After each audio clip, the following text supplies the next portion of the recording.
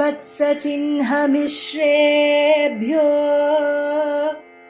नम उक्तिमधीमहे यदुक्तयस्त्रयी कण्ठे यान्ति मङ्गलसूत्रताम् श्रीवत्सचिह्नमिश्रेभ्यो नम उक्तिमधीमहे यदुक्तयस्त्रयी कण्ठे यान्ति मङ्गलसूत्रताम् वरदं द्विरदाद्रीशं श्रीनिधिं करुणानिधिं शरण्यं शरणं यामि प्रणतार्तिहरं हरिम्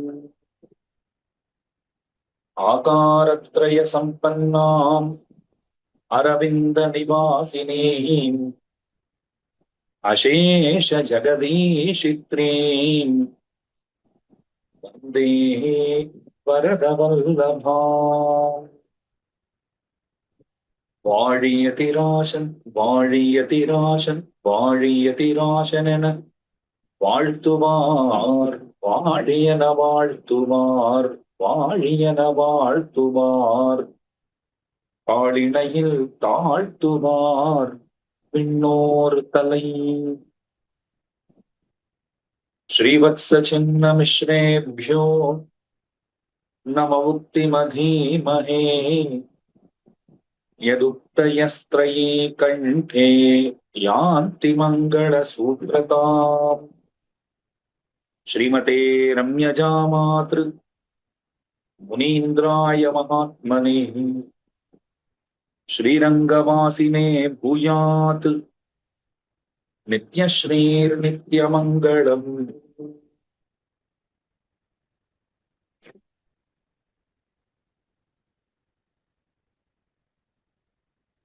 ஸ்ரீமத் பரமஹம்ச பரிவ்ராஜகாச்சாரியராய்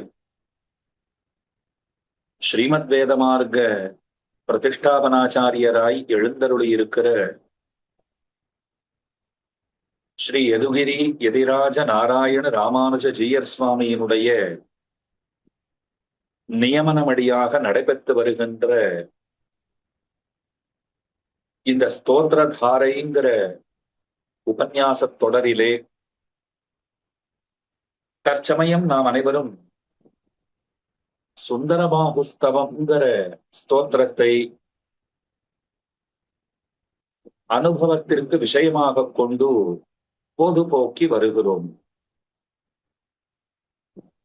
இதுகாரும் நீங்கள் இந்த ஸ்தோத்திரத்திலிருந்து 20 ஸ்லோகங்களை கேட்டு மகிழ்ந்திருப்பீர்கள். அடுத்த 5 ஸ்லோகங்களை விண்ணப்பிக்க வேண்டும் என்பது அடியேனுக்கு இடப்பட்டிருக்கிற கட்டளை. அந்த கட்டளையை சிரமேற்கொண்டு அடியேன் அறிந்த வரையில் சில விஷயங்களை இந்த கோஷ்டியிலே விண்ணப்பிக்க புகுகிறேன். குற்றங்குறைகளை க்ஷமித்தருள பிரார்த்திக்கிறேன். கூறத்தாழ்வான் நம்முடைய ஸ்ரீ வைஷ்ணவ சம்பிரதாயத்திலே மிக முக்கியமான ஆச்சாரியர், ஞானாதிகர் அப்படின்னு கொண்டாட தகுந்தவர். பஞ்சஸ்தவங்கிற பஞ்சரத்னங்களினாலே பகவானையும் பிராட்டியையும் பல படிகளாலே அவர் துதித்திருக்கிறார். அவருடைய மேதாவிலாசத்தை நாம் அறிந்து கொள்ளும் விதமாக அந்த பஞ்சஸ்தவங்கள் அமைந்திருக்கின்றன. நம்முடைய ஆச்சாரியர்கள் ஸ்தோத்திர கிரந்தங்களை அருளி செய்வதுங்கிற அந்த முறையை ஏன் பின்பற்றினார்கள் என்னால், அரியவரிதான வேதாந்த கருத்துகளை சுலபமாக சொல்ல வேண்டும் என்கிற எண்ணத்தினாலே. வேதாந்த கருத்துக்களை நாம நிச்சயமாக நன்கு தெரிந்து கொள்ள வேண்டும். ஏன்னா வேதாந்தம் தான் பகவானை நமக்கு காட்ட வல்லது. அத்தகு எம்பெருமானை ஸ்தோத்திரங்களினாலே அவனுடைய தன்மைகளை நமக்கு சுலபமாக சொன்ன பெருமை நம்முடைய ஆச்சாரியர்களுக்கு உண்டு. முக்கியமாக கூறத்தாழ்வான் தம்முடைய பஞ்சஸ்தவங்களினாலே அந்த காரியத்தை நேர்த்தியாக திறம்பட செய்திருக்கிறார்னு சொல்ல வேண்டும். சுந்தரபாகுஸ்தவத்திலே முக்கியமான சில ஸ்லோகங்களினாலே அரியவரிதான வேதாந்த கருத்துக்களை தமக்கே உரிய பாணியில் அவர் சுலபமாக்கி கொடுத்திருக்கிறார். அவர் சுலபமாக்கி தான் கொடுத்திருக்கார். ஆனா நமக்கெல்லாம் அது அத்தனை சுலபமாக இருக்கிறதுன்னு சொல்ல போகாது. அறிவுடையவர்களுக்கு அது சுலபமாகும். அந்த ஸ்தோத்திர கிரந்தங்களுக்கு கீர்த்திமூர்த்தி மகாவித்வான் காஞ்சி பிரதிபாதி பயங்கரம் சுவாமி அவர் ரொம்ப ஆச்சரியமான உரைகளையும் நல்கி இருக்கிறார். சுவாமி ரொம்ப பரிசிரமப்பட்டு எத்தனை சுலபமாக நாம் அறிந்திருக்கிற தமிழிலே அந்த ஸ்தோத்திரங்களை விளக்க முடியுமோ அத்தனை விளக்கி இருக்கிறார். அதைத்தான் அடியே நினைச்சிட்டு இருந்தேன். இந்த ஸ்தோத்திரங்களினுடைய பொருள்களை அறிவதுங்கிறது கடினம். ஒருவாறு சிரமப்பட்டு நாம் அறிந்து கொண்டு விட்டோம்னு சொன்னாலும் அதனை அடுத்தவர்களுக்கு புரியும்படியாக சுலபமாக சொல்லுவதுங்கிறது இன்னமும் கடினம். மெத்த படித்தவர்களுக்கே அப்படித்தான்னு சொன்னால் அடியோங்களை போன்றவர்கள் சர்வாத்மன அசக்தர்கள். இருந்தாலும் நம் பொருட்டு அவராலே அருளி செய்யப்பட்டிருக்கிற வசந்த கிரந்தம் புறத்தாழ்வான் அனுகிரகித்திருக்கிறார். இன்றைய தினம் அந்த சுந்தரபாகுஸ்தவத்தினுடைய 5 ஸ்லோகங்களை நாம் அனுபவிக்கிற பேர்த்தை பெற்றிருக்கிறோம்னு சொன்னால், அதை சொல்லும் பாக்கியம் நமக்கு வாய்த்திருக்கிறதுனால் அதை காட்டிலும் பெரிய பாக்கியம் மற்றொன்று உண்டோ? சரி, இனி ஸ்தோத்திரத்துக்குள்ளே, அதாவது 21வது ஸ்லோகத்துக்குள்ளே நாம் பிரவேசிக்கலாம். பகவான் எல்லாவிடங்களிலும் எங்கும் நீக்கமர நிறைந்திருப்பவன். எவ்வளத்தையெல்லாம் நாம் அறிகிறோமோ பார்க்கிறோமோ,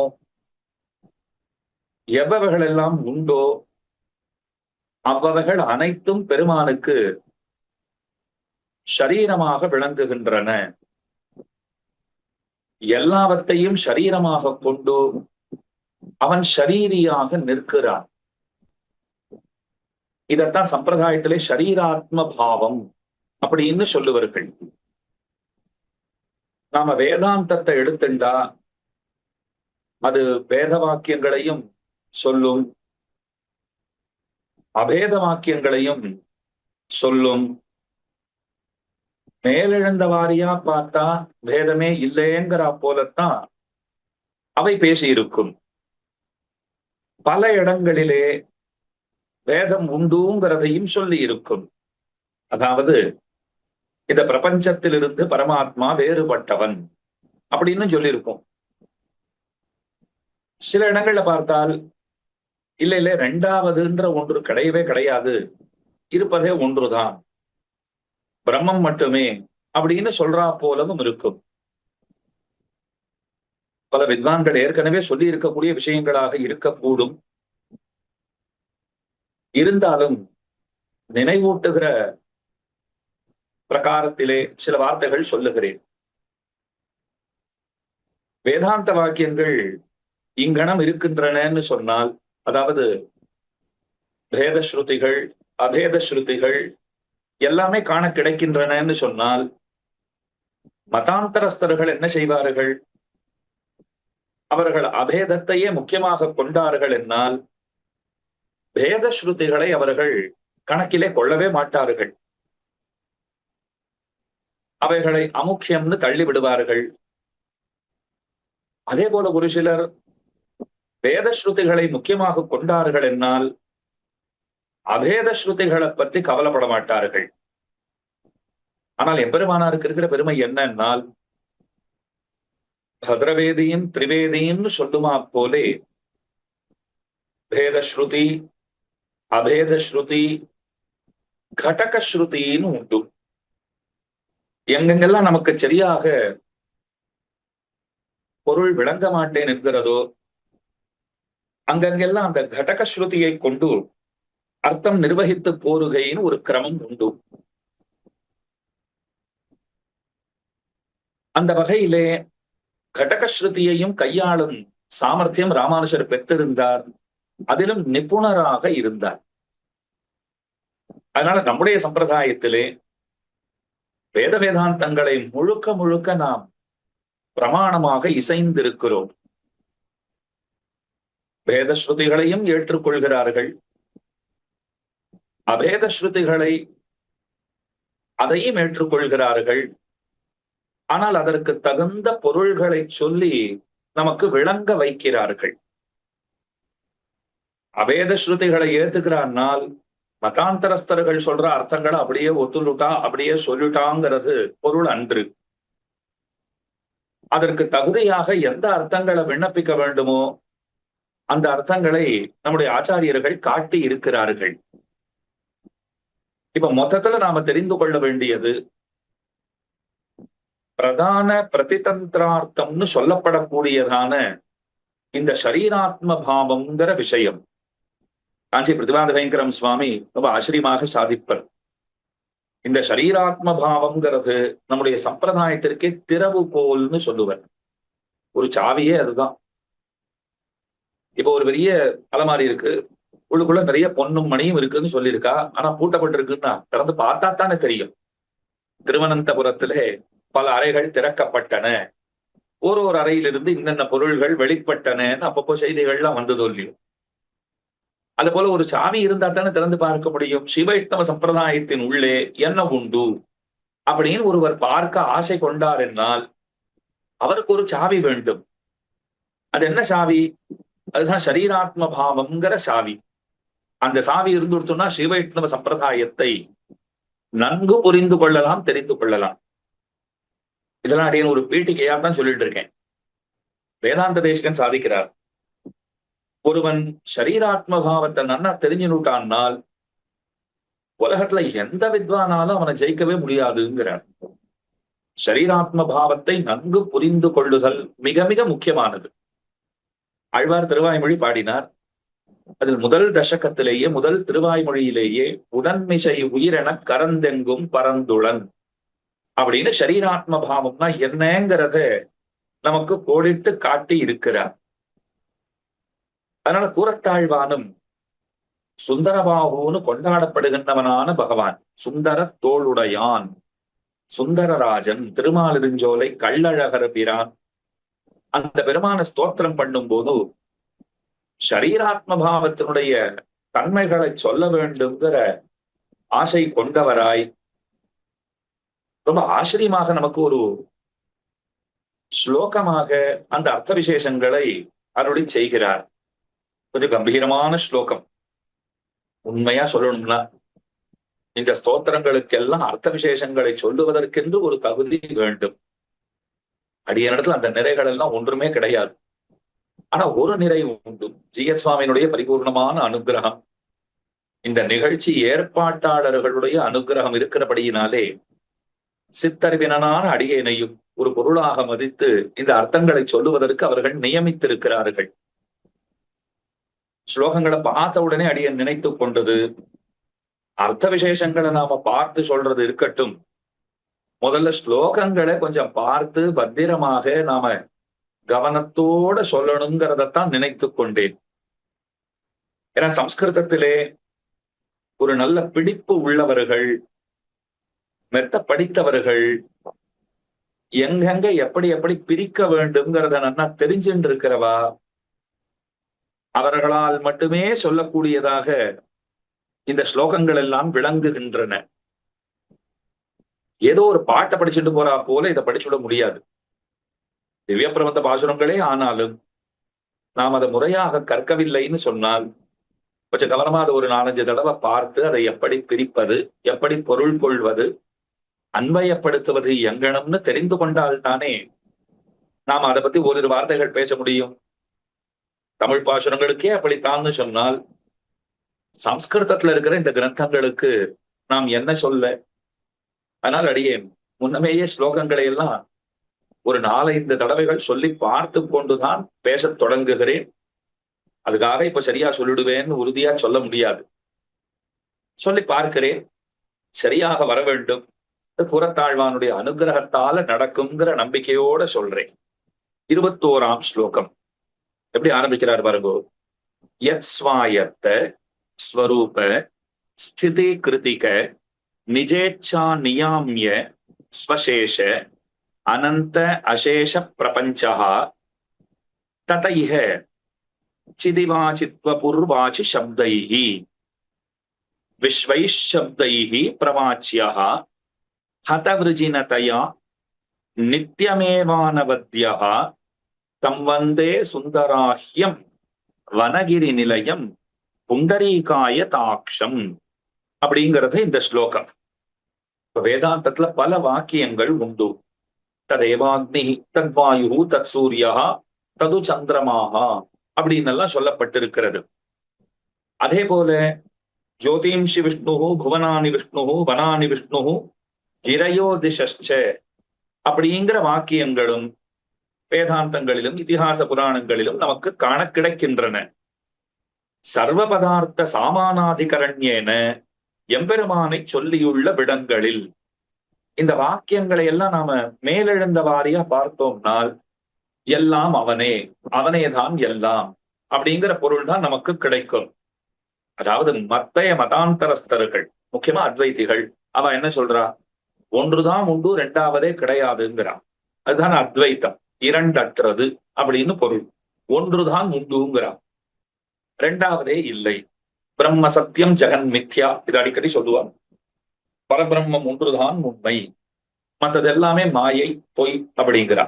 அப்ப இத்தனை தெரியறது எப்படின்னா, அது பரபிரம்மத்தின் பேர்ல கொஞ்சம் அழுக்கு படிஞ்சிருக்கிறபடியினாலே ஒன்றாய் இருக்கிற அந்த பரபிரம்மம் அது பலவாறாக தெரிகிறது அப்படின்னு அவ ஒரு காரணம் சொல்றா.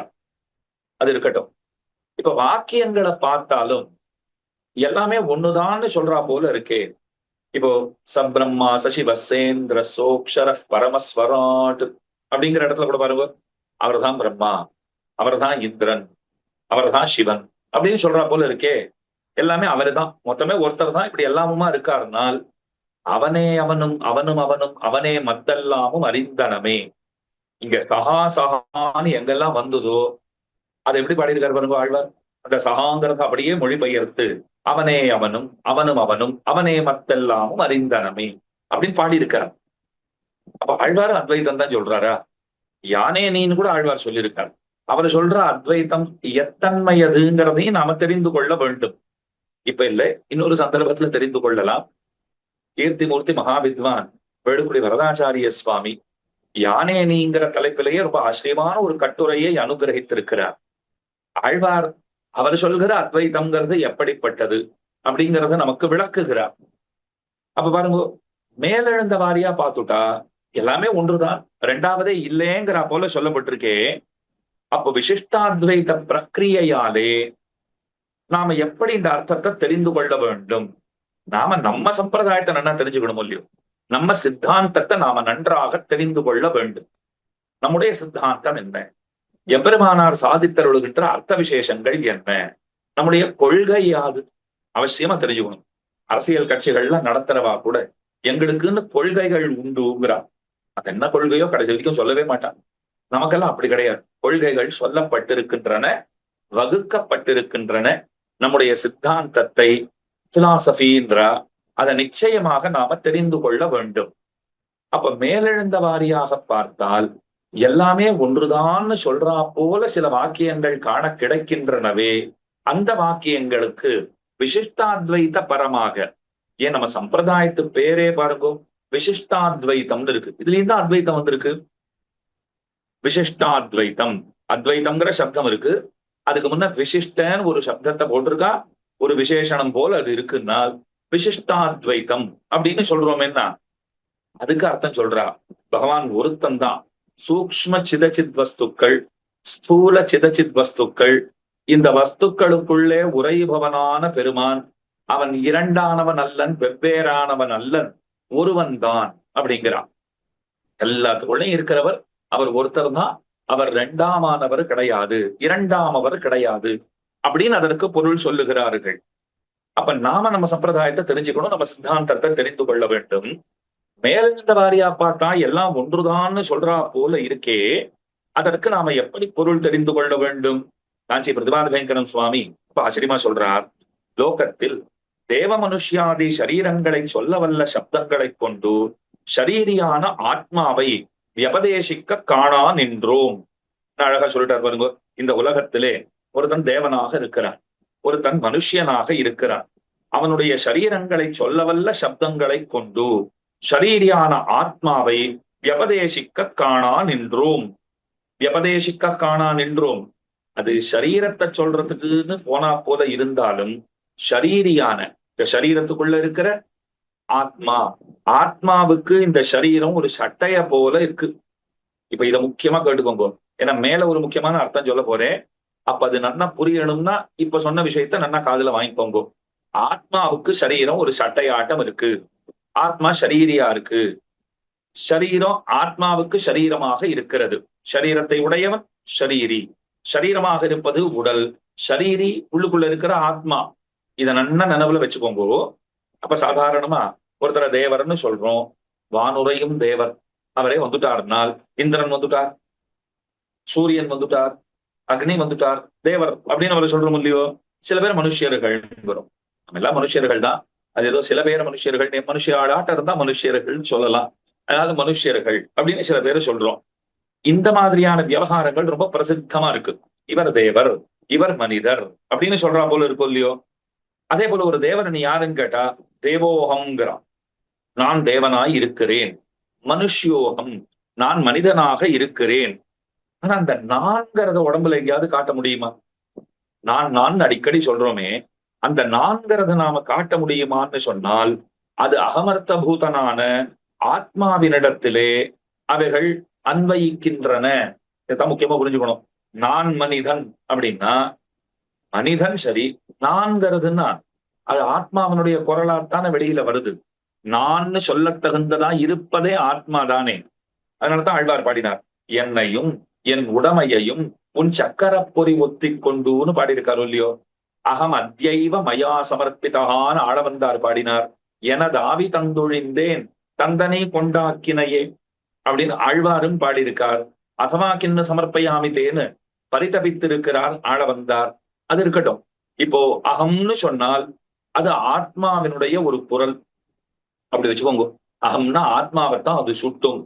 சரீரம்னா இந்த சரீரத்தை காட்டி விடலாம். நான் மனிதனா இருக்கிறேன்னா சுவாமி இந்த நான் சொன்னீரே அது எங்க இருக்கு காட்டும்? நான் வந்துடுறேன், நான் பாத்துக்கிறேன், நான் செய்யறேன், நான் இருந்திருந்தா அப்படி நடந்திருக்காது, நாளைக்கு நான் வந்து என்ன நடக்கிறதுன்னு பாக்குறேன், இவ்வளவு பேசுறோமே. இந்த நான்கிறதுக்கு என்ன அர்த்தம்னால் ஆத்மாங்கிறது தான் அர்த்தம். அப்ப தேவோகம், மனுஷ்யோகம் இத்தியாதி விவகாரங்களை பாருங்கோ. இங்கு தேவ மனுஷ்ய சப்தங்கள், அந்த வாக்கியங்கள் தேவசரீர மனுஷ்ய சரீரங்களை சொல்ல வல்லவையே அல்லது. அதெல்லாம் எதை சொல்லும்னா சரீரத்தை தான் சொல்லும். தேவ சரீரம், மனுஷ்ய சரீரம் அப்படின்னு அவைகளைத்தான் சொல்லும். ஆத்மஸ்வரூபத்தை நேரடியாக சொல்ல வல்லவைகள் அல்ல. இதை நல்லா வாங்கிக்கோங்கோ. ஆனா அகமர்த்த பூதனான ஆத்மாவினிடத்தில் தேவ மனுஷ்யா இத்தியாதி, தேவகா மனுஷ்யா அப்படியான பதங்களை சாமானாதிகரிப்பது எங்கனே என்னில். அதுக்கு பதில் சொல்றார், தேவசரீர விசிஷ்டா மனுஷ்ய சரீர விசிஷ்டா. அப்படின்னா என்ன அர்த்தம்? தேவசரீரத்தோடே கூடியவனான அந்த அகமர்த்தமா இருக்கிற ஆத்மா, மனுஷ சரீரத்தோடே கூடினவனாயிருக்கிற ஆத்மா, அப்படி சொல்லித்தான் நாம நிர்வகிக்க முடியும். அத போலத்தான் எம்பெருமானுடைய விஷயத்திலும் ஷரீர ஷரீரி பாவ பிரயுக்தமாக அவ்வோ வஸ்துக்களோடே அபேத வியபதேசம் பொருந்தும் என்பதே நம் தர்சனத்தின் சாரார்த்தம். நம் தர்சனம்னா நம்முடைய சம்பிரதாயம். இந்த சம்பிரதாயத்தினுடைய சாரார்த்தம் என்ன அப்படின்னால், பகவானுடைய விஷயத்திலும் சரி, இப்போ தேவோகம் மனுஷ்யோகம்னு சொன்னால் தேவ சரீரத்தோடே கூடியவனாய் இருக்கிறேன். அப்ப கூடியவனாய் இருக்கிறவன் வேற ஒருத்தனா இருக்கான். இந்த தேவ சரீரங்கிறது அவனோட சேர்ந்ததா இருக்கு, ஆத்மாவோட சேர்ந்ததா இருக்கு. மனுஷ சரீரத்தோடே கூடியவனாய் இருக்கிறேன் அப்படின்னு சொல்லி அங்க நிர்வகிச்சா போலே, இங்கேயும் எம்பெருமான் விஷயத்திலும் எங்கெங்கெல்லாம் மேலெழுந்த வாரியா பார்த்தா அத்வைத்தம் சொல்றா போலே இருக்கிறதோ, அங்கேயும் நாம் என்ன செய்து கொள்ள வேண்டும்? ஷரீர ஷரீரி பாவ பிரயுக்தமாக அவ்வஸ்துக்களோடே வஸ்துக்களோடே அபேத வியபதேசம் பொருந்தும். அந்த அபேத வியபதேசம்ங்கிறது அதாவது வேற்றுமை இல்லாதிருத்தல், அபேதம் பிரிவில்லாதிருத்தல், ஒன்றாயிருத்தல் அப்படிங்கிற அந்த ஒரு வியபதேசம் இருக்கே, அது பொருந்தும். அது ஒண்ணும். அதனால இப்போ பகவானை பத்தி ஒன்றுதான் உண்டு, ரெண்டாவது இல்லைன்னா சுவாமி அவர் சரீரியா இருக்கார், மத்ததெல்லாம் அவருக்கு சரீரமா இருக்கு, அப்படி பார்த்தா எல்லாம் ஒன்றுதானே, இப்ப ரெண்டாவதுன்னு சொல்ல முடியாதே. அந்த மாதிரி அர்த்தம் பண்ண நமக்கு தெரிஞ்சு கொடுத்தோம்னு சொன்னால் சம்பிரதாயத்தை நன்னா நாம புரிஞ்சுட்டோம்னு அர்த்தம். அதைத்தான் இந்த ஸ்லோகத்தாலே அவர் அருளி செய்கிறார். இப்ப உங்களுக்கு புரியறதுக்கு ஒரு விஷயம் சொல்றேன். கீழடியன் என்ன சொன்னேன்? ஒரு விஷயத்த நன்னா நினைவுல வச்சுக்கோங்கன்னு சொன்னேன். அடியன் அறிந்த வரையில இந்த அர்த்தங்களை சொல்லிட்டு இருக்கேன், கவனமா கேட்டுக்கோங்க. இப்போ ஆத்மா இருக்கு உள்ளுக்குள்ளே, சரீரம் ஆத்மாவுக்கு ஒரு சட்டைய போல இருக்குன்னு. அந்த சரீரம், அதுக்குள்ள இருக்கிற ஆத்மா, அது ஷரீரின்னு சொல்லப்படுகிறது. சரீரத்தை உடையவனாக அந்த ஆத்மா இருக்கிறது. ஆத்மாவுக்கு மேல சட்டைய போல சரீரம் இருக்கு. இப்ப நான் மேல ஒரு உத்திரியம் போட்டு இருக்கேன்னா இது ஒரு சட்டை, இதுக்குள்ள சரீரம் தோல் இருக்கு, அது சட்டை. அது யாருக்கு சட்டை? சரீரத்துக்கு இந்த உத்திரியம் சட்டை. சரீரத்துக்குள்ள இருக்கிற ஆத்மாவுக்கு இந்த சரீரமே சட்டை. காலங்காத்தால பொங்கல் ஏதாவது சாப்பிட்டு இருந்தீங்களான்னா ரொம்ப கஷ்டம், நிச்சயமா தூக்கம் வந்துடும். ஆனா இவ்வளவு சீக்கிரம் சாப்பிட்டு இருக்க மாட்டீங்கன்னு நம்புறேன், தூங்காத கேட்கணும்னு பிரார்த்திக்கிறேன். இப்போ சரீரத்துக்கு மேல உத்தரியம் இருக்கு, இந்த உத்தரியம் ஒரு சட்டைய போல இருக்கு. சரீரத்துக்கு உத்தரியம் சட்டையா? ஆத்மாவுக்கு சரீரமே சட்டை, பகவானுக்கு ஆத்மாவே சட்டை. புரியுறதா? ஏன்னா உள்ளுக்குள்ள அவர் தானே இருக்கார். அனோரணியான் மகதோ மகியான் அந்தர்பகிஷ்ட தற்சர்வம் வியாபிய நாராயண ஸ்திதா. எத்தனை எத்தனை பிரமாணங்கள், உடன்மிசை உயிரண கரத்தெங்கும் பரந்துளன்னு கீழேயே விண்ணப்பித்தேனே. இப்படி ஒரு எண்ணிலாத பிரமாணங்கள், சான்றுகள் நமக்கு ஆதாரமாக, இந்த விஷயத்திற்கு ஆதாரமாக சொல்லப்படுகின்றன. அப்ப மேல இருக்கிற உத்தரியம் சரீரத்துக்கு சட்டைய போல இருக்கு, சரீரமே ஆத்மாவுக்கு சட்டைய போல இருக்கு. ஆத்மாவுக்குள்ளே உறைபவனான பெருமான் அவன் சரீரி ஆயிடுறான், ஆத்மா அவனுக்கு சரீரம் ஆயிடுறது. ஆத்மாவுக்கு சரீரம் சரீரமா இருக்கு, ஆத்மா சரீரியா இருக்கு. சரீரத்துக்கு மேல இந்த உத்திரியத்தை போட்டுட்டா இது சரீரமாட்ட இருக்கு, சரீரம் சரீரி ஆயிடுறது. இதுக்குள்ள இருக்கும் இல்லையோ அந்த ஒரு இந்த விஷயத்த நன்னா நாம உள்வாங்கி கொண்டோம்னு சொன்னால் நமக்கு சரீராத்ம பாவம் நன்னா புரிஞ்சுடுத்துன்னு அர்த்தம். அதைத்தான் சொல்றார். இக இந்த ஜகத்தில் அச்சித்வபூர்வாச்சி சப்தைஹி சிதிவ அச்சித் பரிணாமபூத தேவ மனுஷ்யாதி சரீரங்களை சொல்ல கடவதான சப்தங்களாலே ஜீவாத்மா எப்படி சொல்லப்படுகிறானோ, அச்சித் பரிணாம பூத தேவ மனுஷ்யாதி சரீரங்களை, அச்சித்தினுடைய ஒரு பரிணாமம், ஒரு மாற்றம் தானே. இந்தந்த உடல்ங்கிறது அச்சித்து எடுத்துக்கொள்ளக்கூடிய அது ஒரு ரூபம், அதன ஒரு மாற்றத்தாலே நிகழ்ந்திருக்கக்கூடிய ஒரு தன்மை.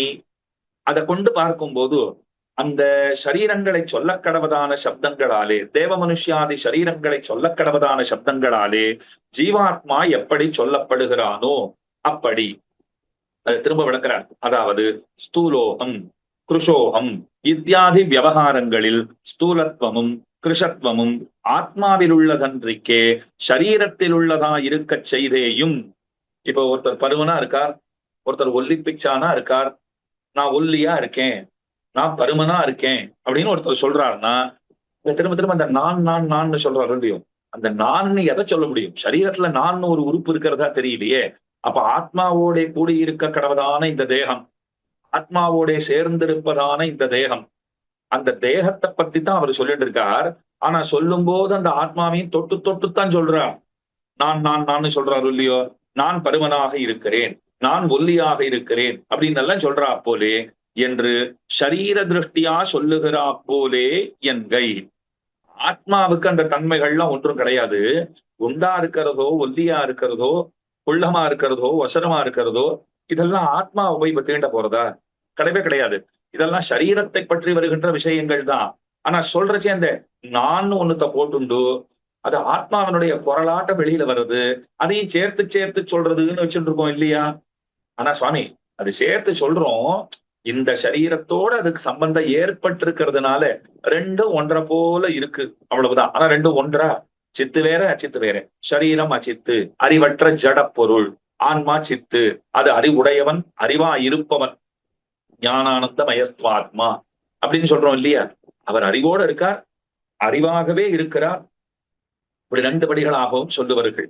ஆனா இந்த சரீரத்தோட சேர்ந்து இருக்கிற போது அந்த நான் சொல்லிட்டோம்னா ரெண்டு சேர்ந்தா போலதான் எதிரில் இருக்கிறவர் காதுல வாங்கிக்கிறார். அப்ப நான் இப்படி இருக்கேன், நான் ரொம்ப குள்ளமா இருக்கேன் அப்படிங்கிறார்.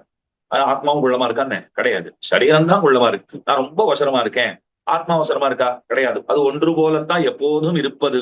அதனாலே சரீர திருஷ்டியா சொல்லுகிறா போலே இந்த திருஷ்டாந்தம் எதுக்கு சொல்லப்படுறது? இப்ப இந்த உதாகரணம் எதற்காக சொல்லப்படுகிறதுனால், விஸ்வைஷப்தைஹி பிரவாச்சியா, பகவான் சகல சப்த வாச்சியனாகுதான் என்பதுவே. எல்லா சப்தங்களுக்கும் பொருளாக இருக்கிறவர் பெருமாள் தான். திருவள்ளுவர் கூட அழகா சொல்லிட்டார், அகர முதல எழுத்தெல்லாம் ஆதி பகவன் முதற்றே உலகு. நீங்கள் எதை சொன்னாலும் சரி அது பகவானைத்தான் சுட்டும். ஏன்னா எல்லாத்துக்குள்ளும் பகவான் இருக்கிறபடியினாலே யாவும் அவனையே சுட்ட வல்லது. அதை நன்னா நாம நினைவிலே கொள்ள வேண்டும். அடிக்கடி சொல்ற ஒரு உதாரணம் தான். நான் யாரோடய பேசிட்டு இருந்தேன், அவர் என்கிட்ட ஏதோ மும்மரமா ஏதோ கேட்டு இருந்தார், நான் பதில் சொல்லிட்டு இருந்தேன். அங்க நிறைய மனிதர்கள் குழுமி இருந்தார்கள், பல பேர் இருந்தார்கள். ஒருத்தர் தரதலன்னு என் பக்கத்துல வந்தார். அவருக்கு யாரோ ஒருத்தரை பார்க்கணும்னு அவர் தேடிட்டு இருக்கார். அவர் என்ன நிச்சயமா தேடல, என் கூட பேசிட்டு இருக்கிறவரையும் தேடல, வேற ஒருத்தரை தேடிட்டு இருக்கார். நான் இங்க மும்மரமா பேசிட்டு இருக்கேன், வார்த்தை பரிமாற்றம் நடைபெற்றுக் கொண்டிருக்கிறது, உரையாடல் நடைபெற்றுக் கொண்டிருக்கிறது. என்கிட்ட ஒருத்தர் தடதடன்னு ஓடி வந்தாரு. அதனால பார்த்து, சுவாமி இங்க ராமசுவாமி யார் சுவாமி, கொஞ்சம் சொல்லும் சுவாமி அப்படின்னு கேட்டுட்டார். நான் இவரோட பேசிட்டு இருக்கிறதுல ரொம்ப முனைஞ்சு இருந்ததுனாலே அவருக்கு பதிலும் சொல்லணும், அதுக்குன்னு அவர்கிட்ட ரொம்ப பொறுமையா சொல்றதுக்கெல்லாம் என்கிட்ட நேரம் இல்லை. சட்டுன்னு சொல்லிட்டு இவரோட முக்கியமான விஷயம் பேசிட்டு இருக்கேன். ஏதோ என்கிட்ட ரூபா வாங்கிட்டார் போல் இருக்கு, நான் திரும்ப கேட்டு இருக்கேன், இப்ப கேட்டா தான் உண்டு, அப்புறம் கண்ணிலே படமாட்டார் அப்படி வச்சுக்கோங்க. அந்த மாதிரி ஒரு ஆசாமியோட பேசிட்டு இருக்கேன்னா அப்ப நான் என்ன பண்ணுவேன்? இவர் வேற வந்து ராமசுவாமி யாருன்னு கேட்டு இருக்காருன்னு இப்படி பார்த்துட்டோம், என் கையால என் விரல வச்சுட்டு இப்படி தேடுறா போல, அதுவும் அந்த நீல சட்டை அப்படின்னு திரும்ப இவரோட பேச ஆரம்பிச்சுட்டேன். நல்லா கேட்டுக்கோங்க, ராமசுவாமி யாருன்னு அவர் என்கிட்ட கேட்டார், அதோ அந்த நீலச்சட்டைன்னு சொல்லிட்டு நான் இப்படி திரும்பிட்டேன். கேட்க வந்தவர் அவர் தேங்க்ஸ் போயிட்டார். நான் அவர் தேங்க்ஸ் சொல்றதுக்கெல்லாம் நான் ஒன்னும் காத்துட்டும் இல்லை. நான் இவர்கிட்ட என் பணம் எப்ப கொடுப்பீர், ரொம்ப நாள் ஆச்சுன்னு கேட்க ஆரம்பிச்சுட்டேன். இப்ப நல்லா கேட்டுக்கோங்க, ராமசுவாமி யாருன்னு என்னிடத்துல கேட்கப்பட்ட கேள்விக்கு அதோ இருக்கிறாரே, அவசரமா இருக்காரே அவர்தான், இல்ல குள்ளமா இருக்காரே அவர்தான், சுருட்ட முடியோட இருக்காரே அவர்தான், இல்ல என்ன போல இருக்காரே அவர்தான், ஏதாவது ஒண்ணு சொல்லலாம் இல்லையோ? நான் அதெல்லாம் சொல்லலை, ஒரு அடையாளத்தை சொல்லியிருக்கேன், நீலச்சட்டையோட இருக்கிறவர்னு. நீலச்சட்டையோட இருக்கிறவர்னு கூட நான் சொல்லலை, எனக்கு அவ்வளவு நேரம் இல்லை. அந்த நீலச்சட்டைதான்னு சொல்லி நிறுத்திட்டேன்.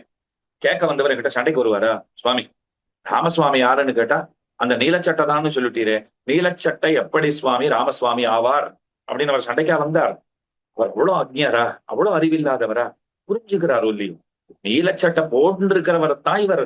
அந்த அவசரத்தினால நீலச்சட்டை தான் ராமசுவாமின்னு சொல்லிட்டு அந்த நீலச்சட்டை தான் சுவாமி அப்படின்னு சொன்னார்னால் அவர் எங்கிட்ட வந்துட்டு நீலச்சட்டை எப்படி சுவாமி ராமசுவாமி ஆகும்னா நான் ஏற இறங்க பார்த்துட்டு என்ன சொல்லுவேன்? வேற யாரையாவது கேட்டுக்கோப்போம், என் நேரத்தை வீணாக்காதையும் அப்படின்னு விடுவேன். இந்த ஆள் இவ்வளவு பைத்தியமா இருக்கும், நீலச்சட்டைன்னா அப்படியே நீலச்சட்டை நான் புரிஞ்சுப்பான், நீலச்சட்டைக்கு உள்ள இருக்கிற ஆசாமின்னு புரிஞ்சுக்க மாட்டானா? இதை கூடவா விளக்கி சொல்லணும் அப்படின்னு நான் அங்கலாய்த்துக் கொள்வேனா மாட்டேனா? ஒரு வெறுப்பு ஏற்படுமா ஏற்படாதா? அப்ப பாருங்க, அந்த நீலச்சட்டைதான்னு சொன்னால் கேட்கிறவரும் புரிஞ்சுன்னு அங்க போயிடுறார். உண்மையில நீலச்சட்டை ராமசுவாமி கிடையாது, நீலச்சட்டை போட்டு இருக்கிறவர் தான் ராமசுவாமி. அத போலத்தான் எங்கெங்கெல்லாம் மத்த தேவதைகளை பத்தி மத்த பதார்த்தங்களை பத்தி பேச்சு வந்திருக்கிறதோ அங்கங்கெல்லாம் நாம என்ன நினைச்சுக்கணும்னால் இதெல்லாம் அந்தந்த பதார்த்தங்களை அந்தந்த நபர்களை மட்டும் குறிப்பிடுகின்ற வாசகங்கள் அன்று. அதெல்லாம் நீலச்சட்டைய போல. அப்ப உள்ளுக்குள்ள ஒருத்தர் இருக்கிறார், நீலச்சட்டைக்குள்ள ராமசுவாமி இருக்கிறா போலே எந்தெந்த பதார்த்தங்கள் எந்தெந்த பொருள்கள் நபர்கள் எல்லாம் குறிக்கப்படுகின்றார்களோ அப்படியே அவர்களையே நாம நேரடியா பொருளா எடுத்துடக்கூடாது. அவர்களுக்குள்ளே அவர்களை சரீரமாக கொண்டு தான் ஷரீரியாக இருக்கிற ஒருவர் இருக்கிறார், அவர் அளவிற்கும் இது பரியவசிக்குங்கிற அந்த ஒரு அறிவு நமக்கு ஏற்பட வேண்டும். அதத்தான் இங்க சொல்றார்.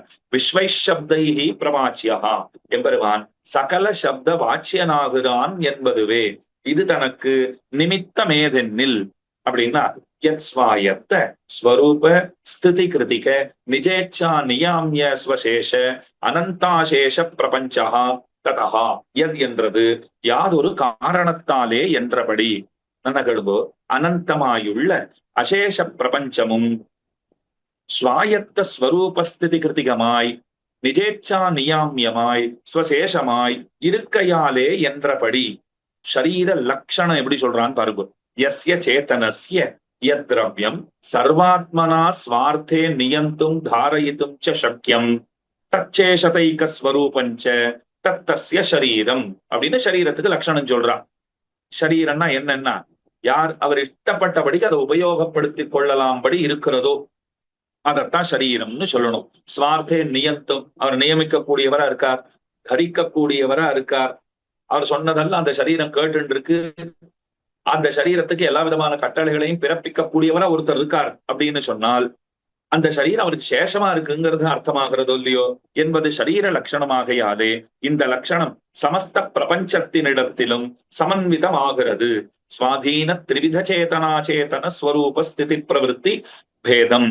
கத்தியத்திரயத்துல எம்பெருமானார் சாதிக்கிறார், சகல பிரபஞ்சத்தினுடையவும் ஸ்வரூப ஸ்திதி பிரவருத்திகள் எம்பெருமான் அதீனம், பகவத் அதீனம் அப்படிங்கிறத தெரிஞ்சுட்டு இருக்கோம். அவர் தான் இந்த உலகையெல்லாம் படைக்கிறார், அவரால் தான் இது படைக்கப்பட்டது, அவரால் தான் ஸ்திரமாக நிற்கிறது, அவரால் தான் லயத்தையும் அடைய போகிறது. அவரிடமிருந்து வெளிப்பட்டு அவராலே காக்கப்பட்டு அவரிடத்திலேயே லயமடைய போகிறது. இதெல்லாம் அவரிடத்திலிருந்து தோன்றியவை, அவரிலிருந்து வேறானவைங்கிறதுல மாற்று கருத்தில்லை. ஆனால் இவர்களுக்கெல்லாம் உள்புகுந்து நியமிப்பவராக அவர் இருக்கிறார். சரீரம் நமக்கு எப்படி சேஷப்பட்டிருக்கோ அது போல இது எல்லாமே பகவானுக்கு சேஷப்பட்டிருக்கு. அவ்வளவுதான் விஷயம். அதை நன்றாக புரிந்து கொள்ள வேண்டும். அந்த பிரவிஷ்ட சாஸ்தா ஜனானாம் என்கிறபடியே சகல பிரபஞ்ச நியமனமும் அவனுடைய இச்சாதீனம் ஆகையாலும் எத்தனை பிரம்மாண்டங்களை சிருஷ்டி பண்ணி வச்சிருக்கார், எத்தனை லோகங்களை சிருஷ்டி பண்ணி வச்சிருக்கார், எத்தனை சத்தியலோகங்கள் உண்டு, எந்தெந்த பிரம்மாண்டத்திலே எவ்வவர்கள் பிரம்ம பதவியிலே அமர்ந்திருக்கிறார்கள், இந்திர பதவியிலே அமர்ந்திருக்கிறார்கள், எதெல்லாம் அவர் பண்ணிட்டு இருக்காருன்னு யாருக்கு என்ன தெரியும்? அப்பப்போ பாருங்க, விஞ்ஞானிகள் எல்லாம் ஏதோ ஒரு கிரகத்திலே புதிதாக 90 நிலவுகளை கண்டுபிடித்தனர் அப்படின்னு செய்தி வரும். ஒரு சில சந்தர்ப்பங்கள் என்ன சொல்லிடுவா, ஏற்கனவே கிரகம்னு ஒன்றை அறிவித்து விடுவார்கள். அப்புறம் ரொம்ப நாள் கழிச்சு இல்ல நாங்கள் அதை கிரகம்னு நினைச்சு பிரமிச்சிருந்தோம், அது கிரகம் கிடையாது அப்படின்னு அறிவிக்கவும் செய்வார்கள். இன்னும் கொஞ்ச நாள் போச்சுன்னா இல்ல முதல்ல சொன்னதுதான் சரி, அது கிரகம் தான் சொன்னாலும் சொல்லுவார்கள். விஞ்ஞானிகளுக்கு இருக்கிற பெரிய சௌகரியம் என்னன்னா அவ்வப்போது தங்கள் கூற்றுகளை அவர்கள் மாற்றிக்கொண்டே இருப்பார்கள். அந்த சௌகரியம் அவளுக்கு இருக்கு. புதுசு புதுசா கண்டுபிடிச்சுட்டே இருந்தா முன்பு சொன்னது தவறு அப்படின்னு ஒரு வார்த்தையில சொல்லிட்டு போயிட்டே இருப்பா. இத்தனை நாளா அப்படியே நம்பிட்டு இருந்தோம் என்னெல்லாம் நாம சண்டைக்கு போறதுங்கிறது முடியவே முடியாது. அப்ப பாருங்க, இப்ப சமீபத்துல ஒரு வருஷத்துக்குள்ள அடியன் படிச்ச ஒரு செய்தி தான் இது. ஏதோ ஒரு கிரகத்திலே புதிதாக 90க்கும் மேற்பட்ட நிலவுகள் இருப்பதை விஞ்ஞானிகள் கண்டுபிடித்திருக்கிறார்கள். நாம பகவான் இருந்தா என்ன பண்ணிருப்போம், ஒரு சிரிப்பு சிரிச்சிருப்போம். நீ கண்டுபிடிச்சது 90 தான், இன்னும் கண்டுபிடிக்காதது 900 கோடி இருக்கிறதா, 90,000 கோடி இருக்கிறதா, எத்தனைன்னு சொல்றது? அறிந்தது கொஞ்சம், அறியாததுதான் அதிகம்ங்கிறது தான் உண்மை. இதெல்லாம் அறிந்தவர் யாருன்னா பகவான் ஒருத்தர் தான். இவை யாவத்தையும் தெரிந்தவராக இருக்கிறார். சர்வஜர் அவர்தானே. அப்ப எத்தனை கிரகங்கள் உண்டு கூட நமக்கு தெரியாது. ஆனா நிறைய பேர் பாருங்க, கிரகப்பிரவேசம்னு போட மாட்டான், கிரகப்பிரவேசம்னு போடுவான். பத்திரிகையில போட்டு கொடுக்கவே இந்த தேதியிலே இந்த முகூர்த்தத்திலே நாங்கள் கிரகப்பிரவேசம் பண்ணுவதாக இருக்கிறோம் அப்படின்னு போடுவா. பார்க்கவே ரொம்ப சந்தோஷமா இருக்கும். ஓஹோ, இவெல்லாம் இந்த கிரகத்தை விட்டே போறா போல் இருக்கு. அது புதுசா அப்படி எந்த கிரகத்துக்கு போறான்னா, சுவாமி பக்கத்தெருவுக்கு தான் போறோம், நீர் ஏன் கிரகம்னு கேட்கிறீர்? நானா கேட்டேன், நீர் தான் போட்டிருக்கீர், கிரகப்பிரவேசம்னு தானே போடணும், கிரகப்பிரவேசம்னு போட்டிருக்கீரே. வேடிக்கைக்கு சொன்னது. அது போல எத்தனை பகவான் படைச்சு வச்சிருக்காருன்னா அவருக்கு தானே தெரியும். அவத்தினுடைய படைப்பாகட்டும், இருப்பாகட்டும், அழிவாகட்டும் எல்லாமே பகவானுடைய அதீனமாகத்தான் இருக்கிறது. யாவும் அவனுடைய இச்சப்படிதான் நடந்துட்டு இருக்கு. சகல பிரபஞ்ச நியமனமும் பகவத் இச்சை. அதுக்கு மேலே எல்லாம் அவனுக்கு சேஷமாகத்தான் இருக்கிறது. அதனால அசேஷ பிரபஞ்சமும் அவனை ஒழிந்த எல்லாமும் ஷரீர லட்சண சமன்வயம் பெற்றதாயிற்று. சரீர லட்சண சமன்வயம் எல்லாவற்றுக்கும் கிடைத்து விட்டது. ததா விஸ்வைஷப்தைஹி பிரமாச்சியா. ஆகவே சர்வ பதார்த்த வாசக சகல சப்தங்களோடும் எம்பெருமானை சமானாதிகரிக்க குறையில்லை என்றபடி சொன்ன அர்த்தங்களை தான் சொல்ற. சமான விபக்தியால் நிர்தேசிப்பது சமானாதிகரண நிர்தேசம் என்றும், வெவ்வேறு விபக்திகளால் வேற வேற வேற்றுமைகளாலே நிர்தேசிப்பது வியதிகரண நிர்தேசம் என்னும் வழங்கப் பெறும். மேல எப்படின்னு வர்ணிக்கிறார். சகலம் ஜகத்து பகவதா சேஷபூதம் அப்படி சொல்றது ஒரு முறை. சகலம் ஜகத்து பகவான் அப்படி சொல்றது ஒரு முறை. சகலம் ஜகத்து பகவதா சேஷபூதம் எல்லா ஜகத்துகளும் பகவானுக்கு சேஷபூதமாய் இருப்பது, சேஷப்பட்டிருப்பது அப்படின்னு ஒரு விதமா சொல்லலாம். சகலம் ஜகத்து பகவான் எல்லாமே பகவான் தான். சுவாமி எல்லாமே பகவான் தானே, ஒன்றுதான் இருக்கா, ரெண்டாவது இல்லையான்னா எல்லாமே அவனுக்கு சேஷப்பட்டிருக்கு. எல்லாவற்றினுள்ளும் நியமிப்பவனாக அவனே இருக்கிறான். அவனுடைய இச்சப்படிதான் எல்லாமே நடந்துட்டு இருக்கு. அதுக்கு மேல அவருக்கு சேஷப்பட்டதா எல்லாம் இருக்கிறது அப்படின்னு நாம சொல்றோம் இல்லையா? அப்படி சொல்றதுங்கிறது ஒரு கிரமம். அப்ப இந்த ரெண்டு விதமான கிரமங்களை இங்க சொல்றா. சமான விபக்தியினால நிர்தேசிப்பது சமானாதிகரண நிர்தேசம், வேற வேற விபக்திகளாலே நிர்தேசிப்பது வியதிகரண நிர்தேசம். சகலம் ஜகத்து பகவதா சேஷபூதம்ங்கிறது ஒரு முறை, சகலம் ஜகத்து பகவான்கிறது இன்னொரு கிரமம். உண்மையிலே வியதிகரண நிர்தேசம் பிராப்தமாயிருக்க சமானாதிகரண நிர்தேசம் எங்கனே பொருந்தும் அப்படின்னு கேள்வி. சுவாமி முதல்ல சொன்ன கிரமத்தை கொண்டே அர்த்தத்தை அன்வயம் பண்ணிடலாம் போல் இருக்கே. அப்படி இருக்கும் போது இந்த சமானாதிகரண நிர்தேசம்ங்கிறது எப்படி பொருந்தும் அப்படின்னு கேட்டால் அது சுவாமி சொல்லிட்டார், வேதாந்த வியுற்பத்தி இல்லாதவர்களுக்கு தான் அப்படி தோன்றும்னுட்டார். வேதாந்தத்துல பரிசிரமப்பட்டவர்களுக்கு, அதுல அன்வயம் பெற்றவர்களுக்கு இந்த சந்தேகம் வாராது. சர்வம் கலு இதம் பிரம்ம ஐததாத்மியமிதம் சர்வம் தத்துவமசி என்றிவை முதலான ஸ்ருதிகளை நிர்வகிக்கும் வழியை அறிவாருக்கு சமானாதிகரண நிர்தேசத்தோடு வியதிகரண நிர்தேசத்தோடு வியாசியர இரண்டும் துல்லியமாகவே தோன்றும். முக்கியமா 3 வாக்கியங்கள் சொல்லப்பட்டது இல்லையோ? சர்வம் கலு இதம் பிரம்ம ஐததாத்மியமிதம் சர்வம் தத்துவமசி. இதெல்லாம் அத்வைதிகள் இப்ப ஸ்ட்ராங்கா பிடிச்சிட்டு இருக்கக்கூடிய வாக்கியங்கள், மகா வாக்கியங்கள்னு கொண்டாடுறாள் இல்லையோ? அந்த மாதிரி அவர்கள் இல்ல, எல்லாமே ஒன்றுதான் சொல்லப்பட்டிருக்கு, ரெண்டாவதே கிடையாதுன்னு சொல்லிடுவா.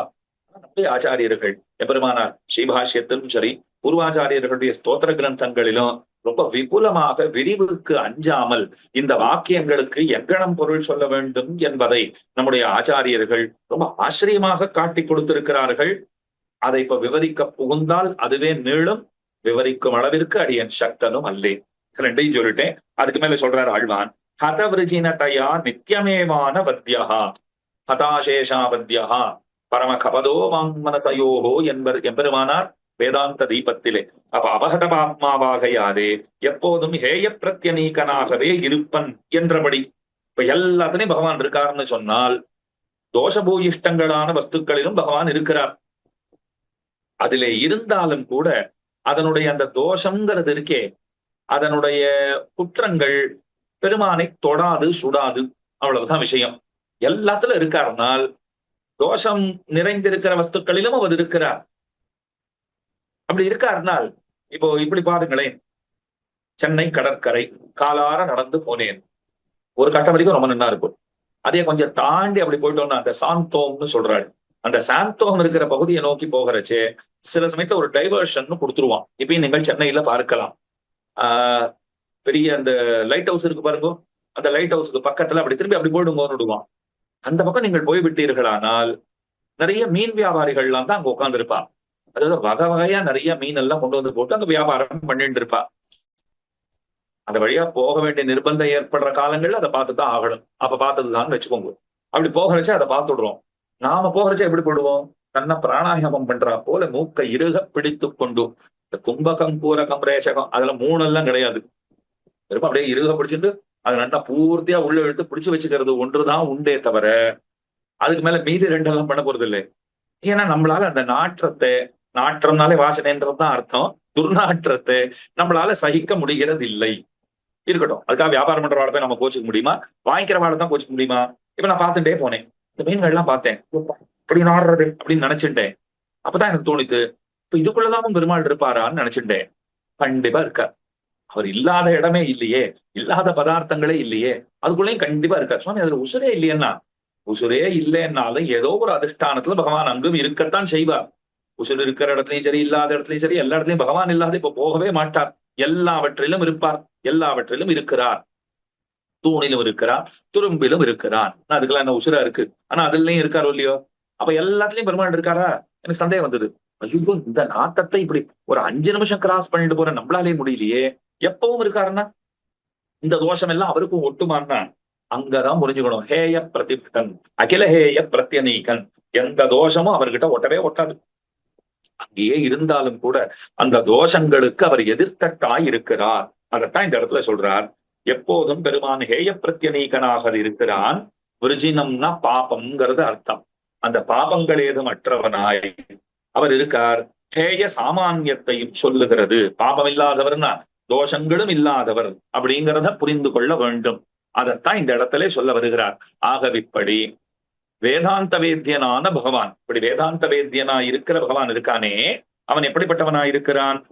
சர்வ பதார்த்த வாச்சக சகல சப்தங்களும் எம்பெருமானைத்தான் சமானாதிகரிக்க சொல்லுகிறது. மொத்தமா அவனைத்தான் சொல்லுகிறது. அந்த பகவான் எங்க இருக்கிறான்? தம் வனகிரி நிலையம் புண்டரீகாயதாட்சம் சுந்தராஹ்வயம் வந்தே அப்படிங்கிறார். அந்த பெருமான் இந்த வேதாந்த வேத்தியனாக, வேதாந்த வேத்தியனா இருக்கிற அந்த எம்பெருமான், அவர் அப்படிப்பட்டவரா? அவரை பார்க்கணும்னு ஆசையா இருக்கே, எங்க போனா பார்க்கலாம் அப்படின்னு கேட்டா கஷ்டமே படாதீங்க. நேர திருமாலிருஞ்சோலைக்கு போங்கோ. அங்கே தாமரை கண்ணழகோட பகவான் சிவசாதிக்கிறார். தெற்கு திருமலையிலே அவரை நன்கு சேவித்துக் கொள்ளலாம். அவரை நன்னா சேவிச்சுண்டேன் அப்படிங்கிறார். அதனால இந்த ஸ்லோகத்திலே முதல்ல அந்த கிருதிங்கிற சப்தம் வந்ததோ இல்லையோ, யத்ஸ்வாயத்த ஸ்வரூப ஸ்திதி கிருதிக. அப்ப கிருதிங்கிற சப்தம் வந்ததே, அது பிரவருத்தியை சொல்லுகிறது. திருவாய்மொழியில் உயர்நலம் என்கிற முதற்பதிகத்தில் நாம் அவன் இவன் உவன் அவரவர் தமது நின்னனர் இருந்தனர், இந்த 3 பாசுரங்கள்னாலே ஆழ்வார் என்ன சொல்றார் தெரியுமா? சகல சேதனா சேதனங்களுடையவும் ஸ்வரூப ஸ்திதி பிரவருத்தி பேதங்கள், ஸ்வரூப ஸ்திதி பிரவருத்திகள் இதெல்லாம் பகவானுடைய அதீனம் அப்படின்னு முறையே ஆழ்வார் சொல்லிட்டு, அடுத்தது உடன்மிஷ உயிரெனு ஜீவாத்மாவை திருஷ்டாந்தீகரித்து உளன் சுடர்மிகு சுருதியுள் என்று தலை கட்டினார். ஆழ்வார் எந்த கிரமத்திலே அவர் தம்முடைய பயணத்தை அமைத்துக் கொண்டிருக்கிறாரோ அதே கிரமத்தில்தான் அந்த சாயையிலேயே அவரை பின்தொடர்ந்தார் போலே அந்த திருவாய்மொழி பதிகத்துக்கு நிழற்போல்வனர்னு சொல்லும்படியாக இந்த ஸ்லோகத்தை கூறத்தாழ்வான் சுந்தரபாஸ்தவத்திலே அனுகிரகித்திருக்கிறார். 21ஆம் ஸ்லோகம் முடிந்தது. அடுத்தது 22வது ஸ்லோகம். குணஜம் குணினோகி மங்களத்வம் பிரமிதம் பிரத்யுத யத் ஸ்வரூபமேத்ய தமனந்த சுகாவபோத ரூபம் விமலம் சுந்தரபாகும் ஆஸ்ரயாமஹா. இது கொஞ்சம் சுலபமான ஸ்லோகம்னு வைத்துக் கொள்ளலாம். ஏன்னா இதே போன்றதொரு ஸ்லோகம் வரதராஜஸ்தவத்திலும் உண்டு. சிம்பிளான அர்த்தத்தையே அடியேன் சொல்லிடுறேன். உலகத்திலே நல்ல பதார்த்தங்களாய் உள்ளனவென்று சிலவற்றை நாம் ஆதரிப்பது உண்டு. எதனால் ஆதரிக்கிறோம்னால் நல்ல குணங்கள் இருப்பதாலே. இதெல்லாம் நல்ல நல்ல வஸ்துக்கள் அப்படிங்கிற அளவுலயும் இப்ப சாதாரணமா வீட்டுல கல்யாணம், ஒரு கான்ட்ராக்டரை கூப்பிட்டேன், அவர் தான் எல்லாத்தையும் பார்த்துக்கணும். முக்கியமா தளிகை சமையல் அவர் தான் பார்த்து கொள்ள வேண்டும். அவர் உடனே நான் லிஸ்ட் எல்லாம் போட்டு தந்துடுறேன், நீங்க என்ன மொத்தமா எனக்கு கான்ட்ராக்ட் கொடுக்குறீங்களா இல்ல லேபர் கான்ட்ராக்டா அப்படின்னு கேட்பார். வேலை செய்யறவாள் நான் கூட்டின்னு வந்துடுறேன், யார் யாருக்கு என்னென்ன சம்பளங்கிறதையும் நான் சொல்லிடுறேன், சாமான்களை நீங்க வாங்கி கொடுத்துட்டா நான் பண்ணி தரத்துக்கு தயாரா இருக்கேன். உடனே நாம சொன்னோம், சரி நீங்க எழுதி கொடுங்க, என்னென்ன வேணும்னு சொல்லுங்கன்னா முதல்ல என்ன தெரியுமா எழுதுவரவர்? மஞ்சள் தூள் அப்படின்னு ஆரம்பிப்பார். ஏன் சுவாமி எடுத்த உடனே மஞ்சள் தூள்னு தான் எழுதணுமா? ஏன் புளின்னு எழுதக்கூடாதா? பாகற்காய்னு போடக்கூடாது சுவாமி? கல்யாணங்கிற எடுத்த உடனே நீர் பாகற்கான்னு சொல்லுவீரா? கேட்கவே நன்னா இல்லையே சுவாமி. அவர் என்ன அழகா மஞ்சள் தூள்னு எழுதினார் பாரும். ஏன் மஞ்சள்னா அது மங்களகரமானதுன்னு வச்சுருக்கோம் இல்லையா? மஞ்சள், குங்குமம், தேங்காய், பழம், வெத்தலைப்பாக்கு இதெல்லாம் ரொம்ப ரொம்ப மங்களகரமானவை அப்படின்னு கொண்டாடுகிறோம். அப்ப பாருங்க, ஒரு சாமானியர் தான் ஒண்ணு ரொம்ப படித்தவர், வேதாந்தம் வாசிச்சவரா? தலிக கான்ட்ராக்ட் எடுக்கிறவர் வேதாந்த வாசிச்சவரா இருக்க போறார். ஆனா அவர்கிட்ட லிஸ்ட் கேட்டா முதல்ல என்ன எழுதித்தரார்? மஞ்சள் தூள் அப்படின்னு போடுறார். முதல்ல அதைத்தான் சொல்றார். இன்னும் நிறைய பேர் என்ன தெரியுமா பண்ணுவா? கல்யாண ஆண்கள்ல அவ வேலையை ஆரம்பிக்கிறதுக்கு முன்னாடியே அந்த மஞ்சளை பிடிச்சு ஒரு ஓரமா வச்சுடுவா. ஒரு ஓரமா வச்சுட்டு அதையே தெய்வமாக பாவித்துத்தான் வேலையே ஆரம்பிப்பா. அந்த மாதிரி பண்றவாள்லாம் இருக்காடு இல்லையோ? அப்ப மங்கள வஸ்துக்களை நாம ஆதரிக்கின்றோம், நல்ல பதார்த்தங்களை ஆதரிக்கின்றோம், அதுல நல்ல குணங்கள் இருப்பதாலே.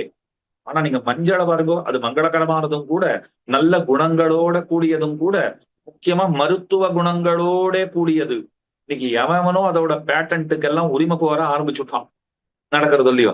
நம்ம தேசத்துல இருந்து எது எடுத்தாலும், ஒரு பெண்களை நீங்க எடுத்துக்கோங்களேன், சுமங்கலி பெண்கள்னு சொன்னா நல்லா மஞ்ச பூசி குளிக்க வேண்டும்.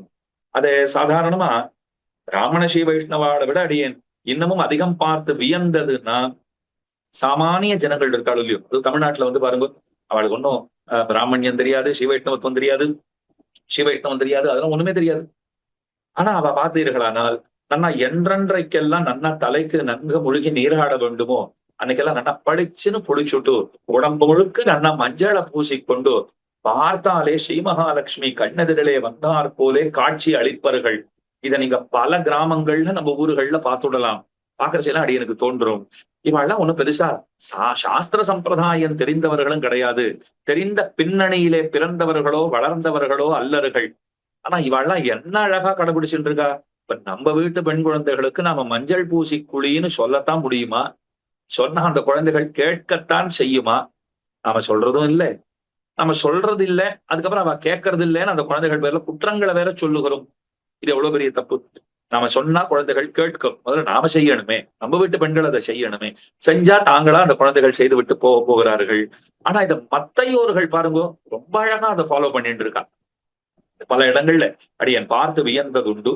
அப்ப மஞ்சள்னு சொன்னா அது மங்களகரமானதுன்னு சொல்றோம். ஏன்னா அதனுடைய குணங்கள், அதனுடைய சிறந்த குணங்களினாலே அதை நாம் ஆதரிக்கின்றோம்.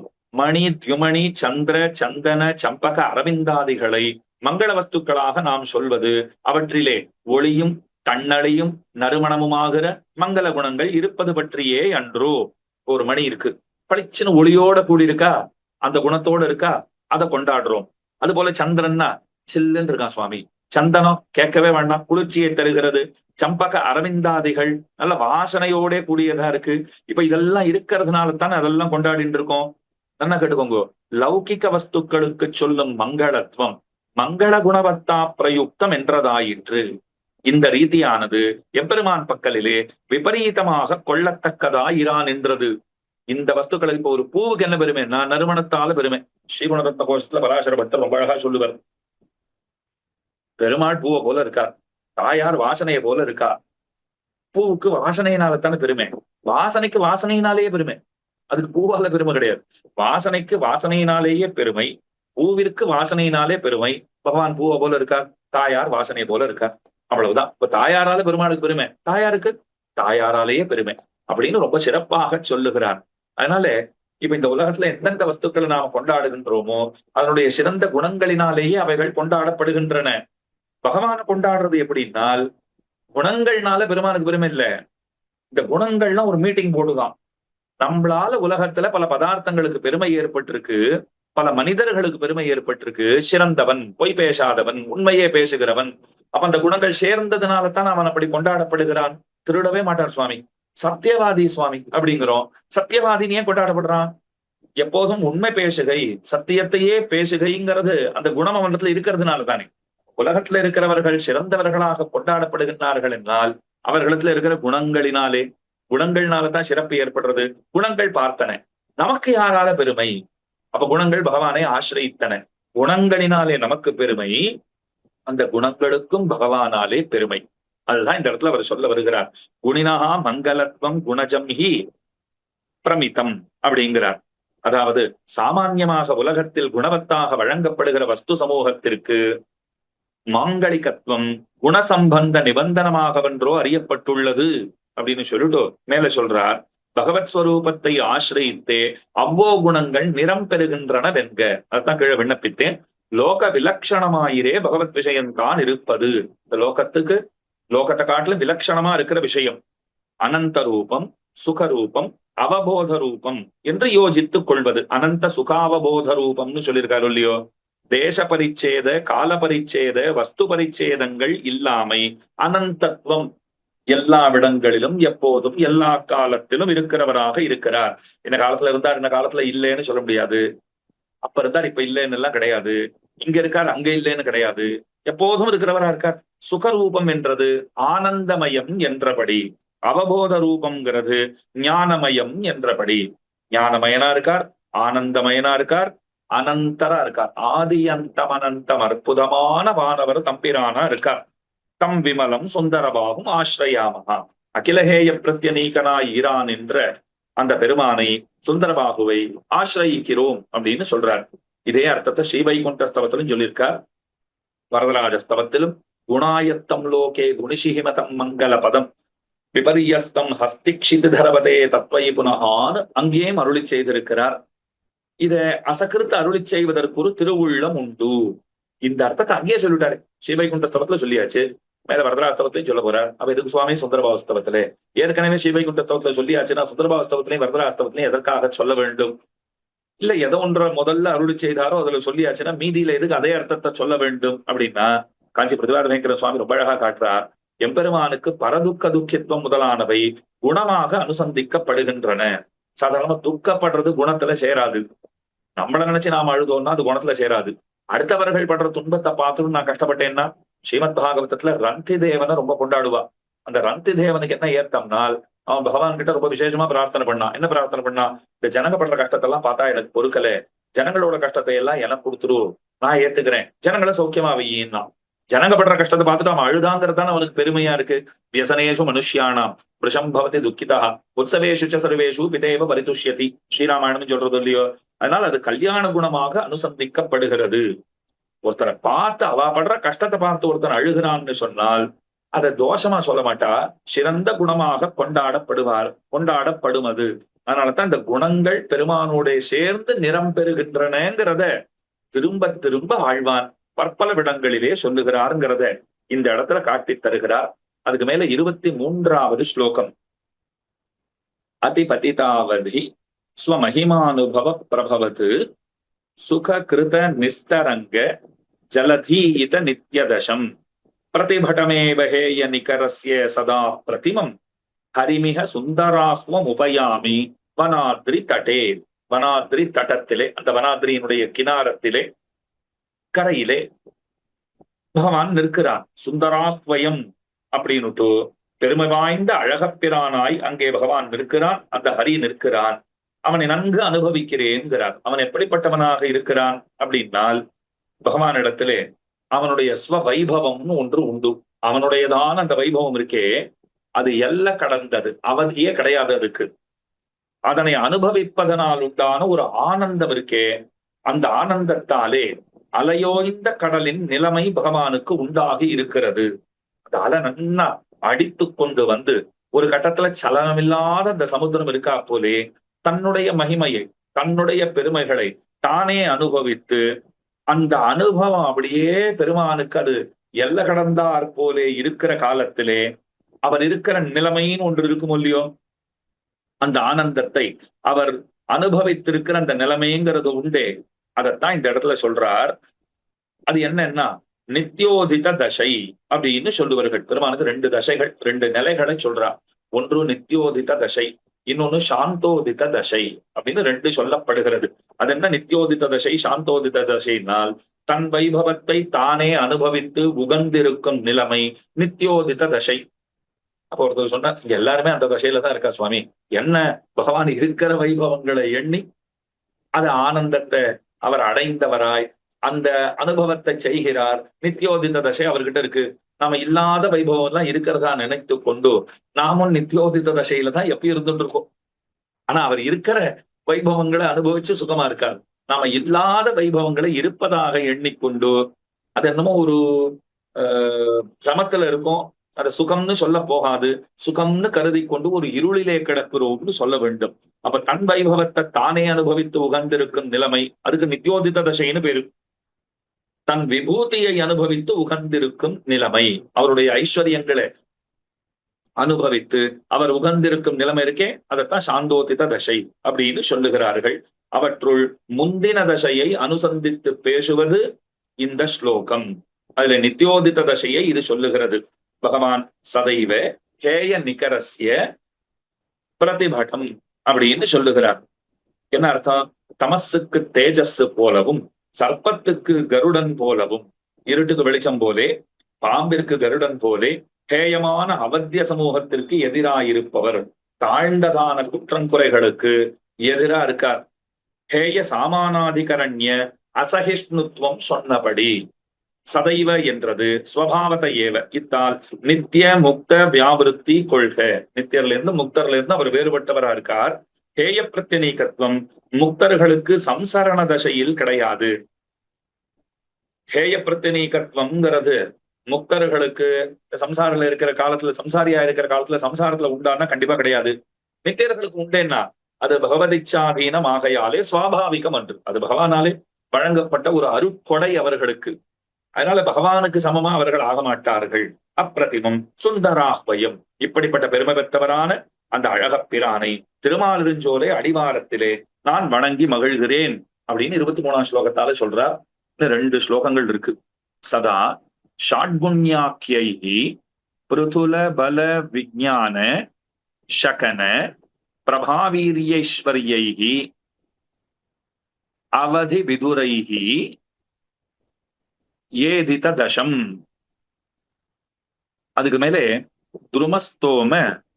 துருமஸ்தோமக்ஷ்மாபிருத் பரிசர மகோத்யானமுதிதம் பிரபத்யே பிரபத்யேத்யாரூடஸ்ரீயம் இமம் அகம் சுந்தரபுஜம். அத்தியாரூடஸ்ரீயம் இமம் சுந்தரபுஜம் அகம் பிரபத்தியே அப்படிங்கிறார். ஏறு திருவுடையான், ஏறு திருவுடையான் என்ன வந்திவ கொள்ளுங்கொழுன்னு பாடுறாள் இல்லையோ, அதத்தான் அத்தியாரூட ஸ்ரீயம்னு இந்த இடத்துல மொழிபெயர்த்து சொல்லுகிறார். பகவானுடைய ஷாட்குண்ய சம்பத்திய அனுபவிக்கிறார். சுருக்கமாவே சொல்றேன். ஞானம், பலம், ஐஸ்வர்யம், வீரியம், சக்தி, தேஜஸ்ங்கிற 6 குணங்கள். அதத்தான் ஷாட்குண்யம். அதுக்குதான் பகம்னு பேரு. தனம் இருக்கிறவன தனவான்கிறோம், குணம் இருக்கிறவன குணவான்கிறோம், பகம் இருக்கிறவன் பகவான். அவ்வளவுதான். பகம்னா அந்த 6 குணங்கள். அந்த ஷண்ணாம் பக இதீரணா அப்படின்னுமா போலே இவையுடைமை பற்றியே பகவான் என்கிறது. அஸ்மதாதிகளுக்கும் ஞானபலைஸ்வரியாதிகள் உள்ளனவெனினும் இவை மிக அற்பமாயிருக்கும். கொஞ்சம் பெரும் ஓட்டுக்கோங்க வேணும்னா நம்மகிட்டையும் இருக்கு, ஆனா ரொம்ப அல்பமா இருக்கும். இருக்கிறது நமக்கே தெரியும். அப்படியே சுவாமி இருக்கா சுவாமின்னு கேட்கிற அளவுல தான் இருக்கும், நமக்கே தெரியலையே. அப்ப அல்பமா இருக்கும். அனல்பமாய் அவதி கடந்துள்ளது பகவான் ஒருவனுக்கே அப்படிங்கிறத இந்த இடத்துல கொண்டாடி சொல்றார். மேலே சொல்லப்படுகிற திருக்குணங்கள் ஷாட்குண்யம் என்று பெயர் பெற்றவை. ஷட்குணமே ஷாட்குண்யம் என்று இங்கே சொல்லப்படுகிறது. அந்த ஷட்குணங்கள் எவை என்னில் அபரிமிதமான பலம், ஞானம், சக்தி, தேஜஸ், வீரியம், ஐஸ்வர்யம் ஆகிற இவை. ஸ்ரீரங்கராஜஸ்தவத்துல உத்தர சதகத்துல 7 ஸ்லோகங்களாலே இந்த ஷாட்குண்ய ஸ்வரூப ஸ்வபாவங்கள் விளக்கப்பட்டுள்ளன அப்படின்னு காஞ்சி பிரதிபாத வெங்கட சுவாமி இந்த இடத்துல காட்டி அருளுகிறார்.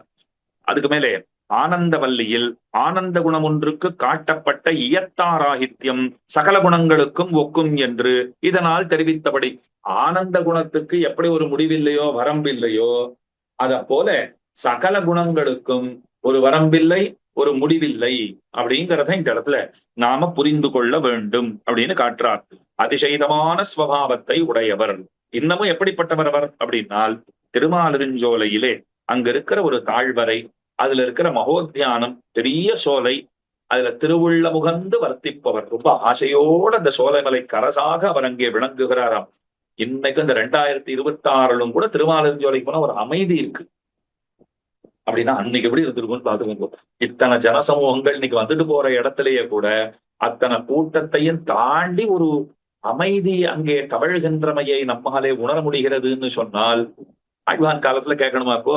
அப்ப எம்பெருமான் எத்தனை சௌக்கியமா அங்க இருந்துட்டு இருக்கார். ஏறு திருவுடையராய் சுந்தரத்தோளுடையரான பெருமாளை அடியேன் அடிபணிகின்றேன் அப்படிங்கிறது 24ஆம் ஸ்லோகத்தினுடைய பொருள்.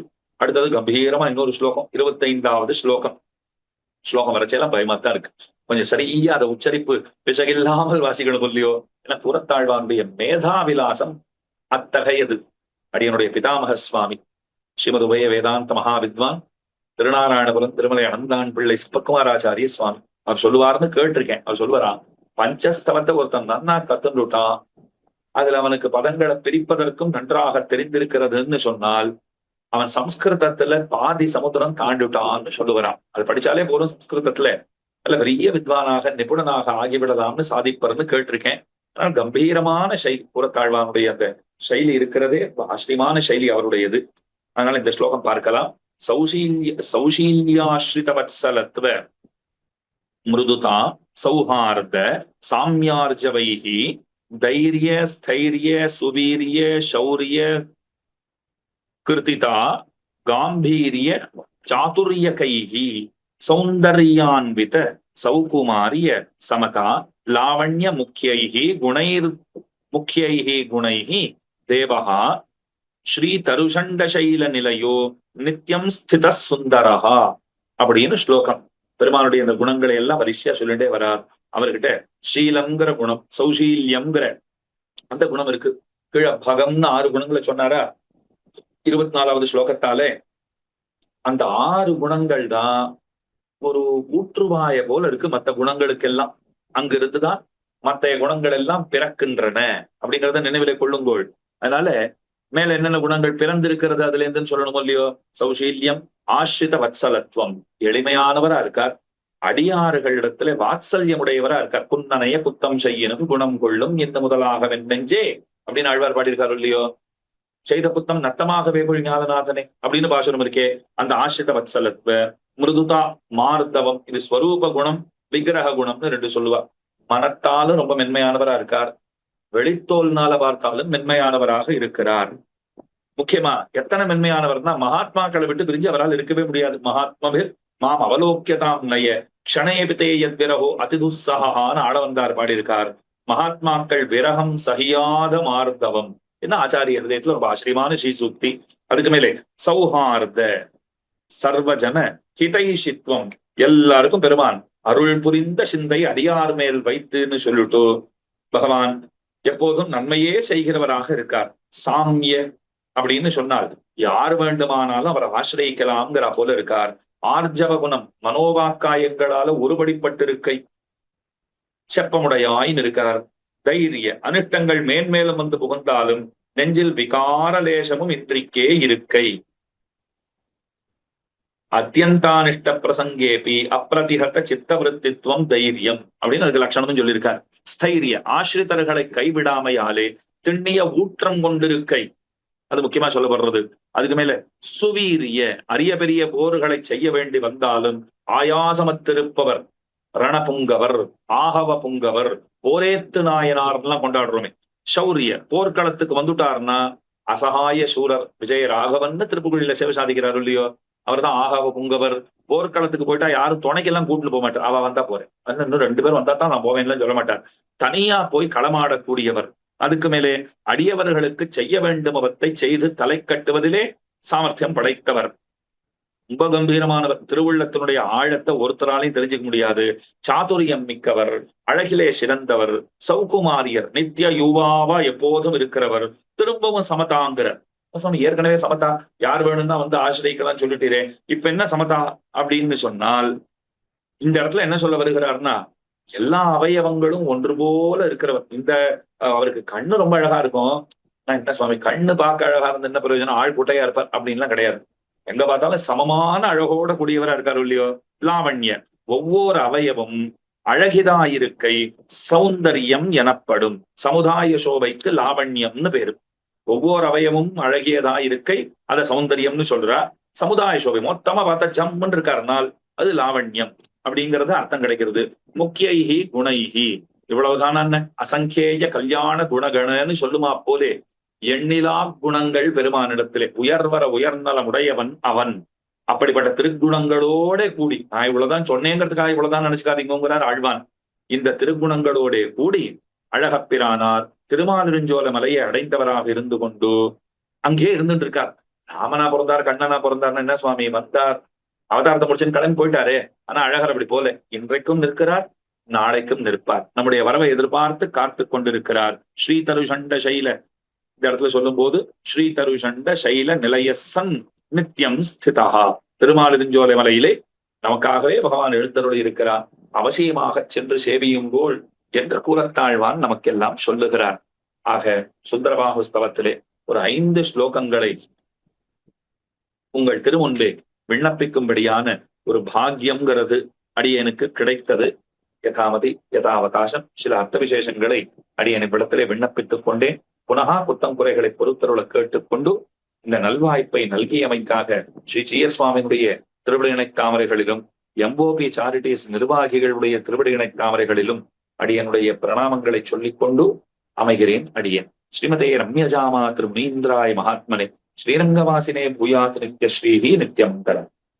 பற்பமெனத்திகள் பைங்கழலும் தன் பல்லவமே விரலும் பற்பமென திகழ் பைங்கழலும் தன் பல்லவமே விரலும் பாவனமாகிய பைந்துவராடை பதிந்த மருங்கழகும் பாவனமாகிய பைந்துவராடை பதிந்த மருங்கழகும் முப்புரி நூலோடு முன் கையில் ஏந்திய முக்கோல் தன்னழகும் எப்பொழுதும் யதிராசன் வடிவழகு என் இதயத்துள்ளதால் இல்லை எனக்கெதிர் இல்லை எனக்கெதிர் இல்லை எனக்கெதிரே இல்லை எனக்கெதிர் இல்லை எனக்கெதிர் இல்லை எனக்கெதிரே இல்லை எனக்கெதிரே இல்லை எனக்கெதிரே இல்லை எனக்கெதிரே.